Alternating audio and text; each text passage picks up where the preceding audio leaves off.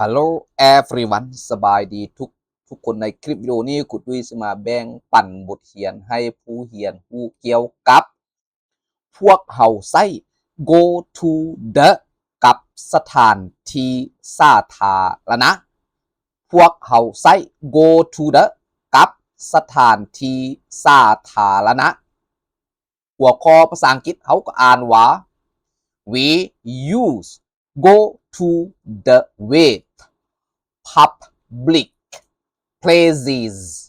we use go to the with public places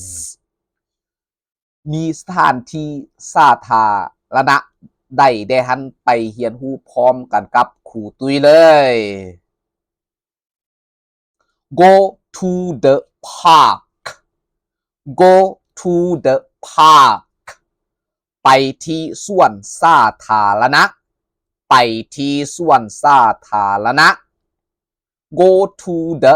cinema go to the cinema ไปเบิ่งหนังไปเบิ่งหนัง go to the theater go to the theater ไปโรงละครไปโรงละคร go to the museum go to the museum ไปหอพิพิธภัณฑ์ไปหอพิพิธภัณฑ์ go to the library go to the library ไปหอสมุดไปหอสมุด go to the bank go to the bank ไปธนาคารไปธนาคาร go to the supermarket go to the supermarket ไปซูเปอร์มาร์เก็ตไปซูเปอร์มาร์เก็ต go to the airport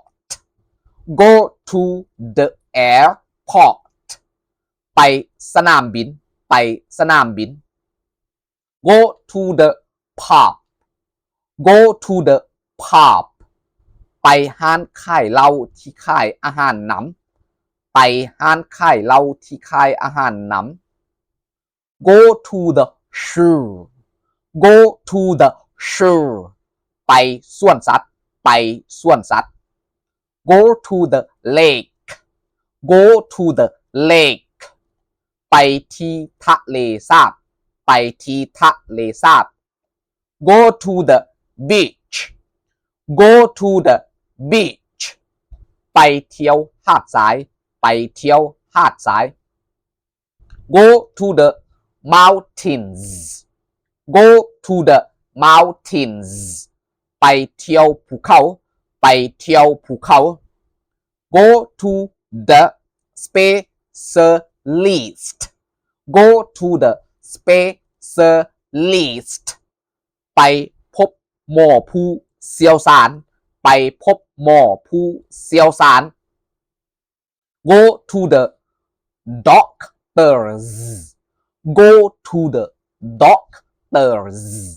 ไปพบทานหมอไปพบทานหมอ go to the moon go to the moon ไปดวงจันทร์ไปดวงจันทร์ขอบใจหลายๆสำหรับท่านผู้เรียนที่กดไลค์กดแชร์กดกระดิ่งกด Subscribe ให้ครูตุ้ยเพื่อเป็นกำลังใจให้ครูตุ้ยสร้างคลิปวิดีโอบทเรียนใหม่ๆออกมารับใช้ท่านผู้เรียนขอบใจหลายๆเด้อ